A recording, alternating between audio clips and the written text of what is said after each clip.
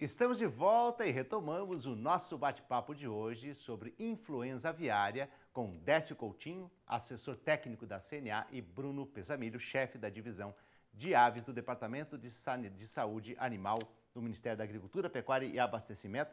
Estão aqui com a gente, continuam com essas informações importantes. Eu quero ouvir dos dois em relação a essa mudança nos últimos anos, ou nas últimas 2 décadas que a gente acompanha o setor, a mudança de conceito nas propriedades, nas granjas, que no começo nem precisava tomar banho para entrar dentro de uma granja. Hoje é 5, 6 banhos, dependendo da genética mais apurada nas granjas das grandes indústrias. Isso está exatamente no processo de profissionalização da produção, né? A partir do momento em que o produtor entende da necessidade de estabelecer critérios de biossegurança dentro da sua produção, né? E aí vão sendo tomadas precauções dentro desse trabalho de prevenção para que não sofra o risco de introdução de doenças. E aí os técnicos do Serviço de Defesa Sanitária Animal têm um papel fundamental, foi um trabalho fundamental que foi feito de educação sanitária, de mostrar a quem produz o que precisa ser feito. Muitas vezes no início era encarado como isso é chato, isso é bobagem, isso é frescura, mas ao longo do tempo, com a persistência dos técnicos, isso ficou claro de que não é bobagem, é necessário, é o importante, é o que faz com que dê solidez à saúde animal no país.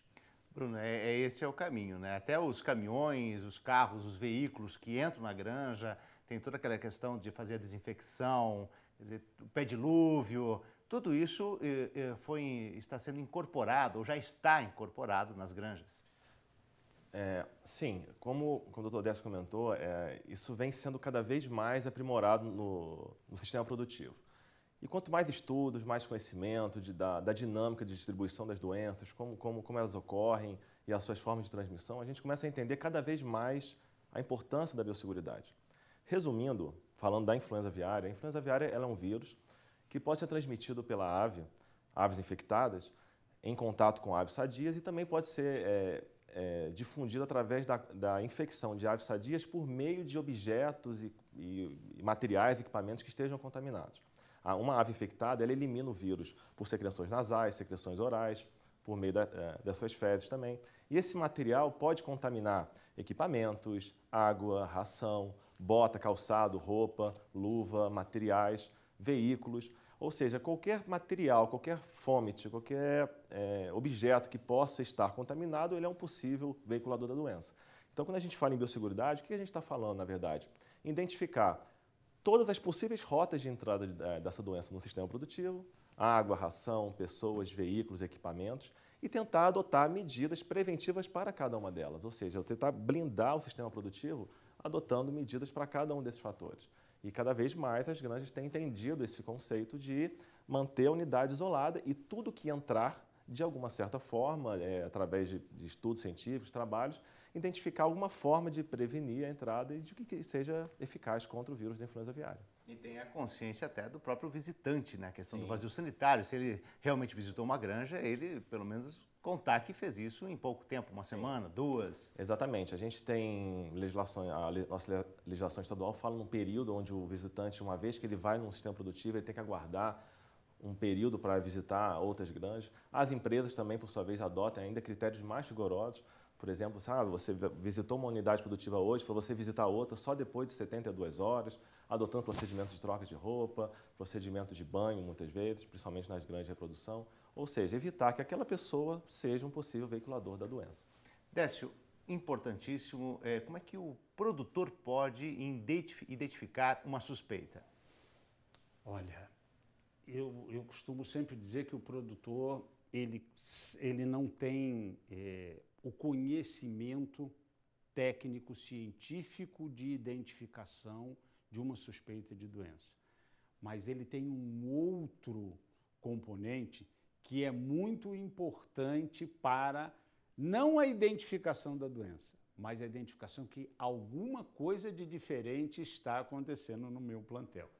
Ele conhece o plantel dele a fundo. Ele vive com o plantel dele, ele trabalha 24 horas por dia com o plantel dele. Então, qualquer pequena alteração de comportamento daquele aglomerado, daquela população animal, tá? Mais quieto do que o normal, mais agitado do que o normal, fisicamente, você olhando, alterações de coloração, tudo isso é fundamental e ele percebe que tem alguma coisa de diferente. E aí cabe a ele, toda vez que ele perceber que tem alguma coisa de diferente, tá, procurar o serviço de defesa do seu estado.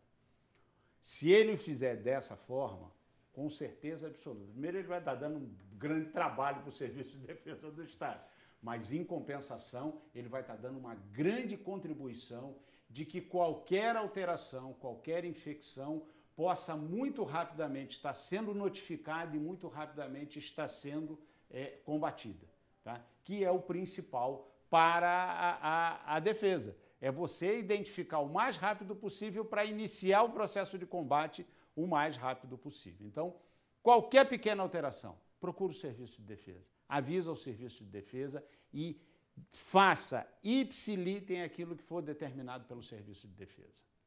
Bruno, e diante disso, qual é o processo, como é que funciona? Se essa suspeita realmente se confirmar? Bem, tudo se inicia, como o Dr. Décio comentou muito bem, através da identificação de alguma alteração no plantel. Que alterações podem ser essas? Principalmente sinais clínicos, respiratórios ou nervosos. Influenza aviária causa distúrbios nervosos, a ave apresenta andar cambaleante, pescoço, como torcicolo, ela gira o pescoço, ela pode cair, ficar lateralizada, movimentando patas, pode ter sintomas respiratórios, com tosse, espirro, cabeça inchada e, claro, taxas de mortalidade também elevadas, é uma doença altamente infecciosa, com um poder letal muito alto, então você tem mortalidade aumentando progressivamente. Se for um lote que produz ovos, né, matriz ou postura, você tem quedas na produção de ovos, ovos com má qualidade de formação, casca fina, ou seja, você consegue identificar que tem alguma coisa errada ali. Mortalidade, sintomatologia nervosa, respiratória, e deve ser feita então a comunicação ao Serviço de Defesa. O Serviço de Defesa vai fazer esse atendimento. Ele vai olhar e vai tentar identificar se aquela suspeita realmente ela é classificada como uma suspeita de influenza aviária. Se for classificado como uma suspeita de influenza aviária, a propriedade fica de fato interditada até que a gente saiba o que está ocorrendo ali. É feita a coleta de materiais que vai para o nosso laboratório do Ministério da Agricultura e o laboratório vai dar então os resultados de influenza aviária, doença de Newcastle também. Se houver uma confirmação de foco, é importante destacar que essa doença não tem tratamento, ela não tem cura.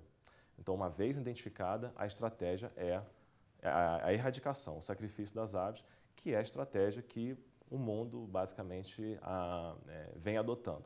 Alguns países têm a doença disseminada, eles não conseguem mais controlar. Aí eles entram com outras estratégias de vacinação, mas no Brasil, onde a doença nunca ocorreu, onde é importante manter os nossos plantéis livres, a principal estratégia é isolar aquela situação e erradicar aquela situação pontualmente. Ou seja, infelizmente, leva ao sacrifício das aves, porém, é uma medida sanitária extremamente eficaz para conter o problema e não deixar que ele se dissemine. Outros países deixaram, com falhas no processo de diagnóstico, com falhas, atrasos no processo de vigilância e notificação, acabam permitindo que a doença se espalhe. E uma vez que uma doença respiratória se espalha, é muito complicado controlar, então a gente precisa erradicar o quanto antes. E o que o Dr. Décio comentou é fundamental. Um sistema de defesa começa pelo produtor. Quem está na propriedade todo dia trabalhando, que conhece o seu lote, é o produtor. Ele inicia todo o processo de defesa. Nós ajudamos e colaboramos, claro, no nosso papel, mas o produtor tem o seu papel, que é iniciar o sistema de defesa. E depois a gente entra também trabalhando em parceria.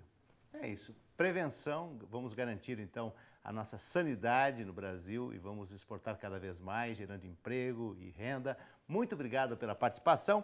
Décio Coutinho, assessor técnico da CNA, e Bruno Pessamilho, chefe da Divisão de Sanidade de Aves do Departamento de Saúde Animal do Ministério da Agricultura, Pecuária e Abastecimento. Muito obrigado. Okay. Obrigado. Obrigado.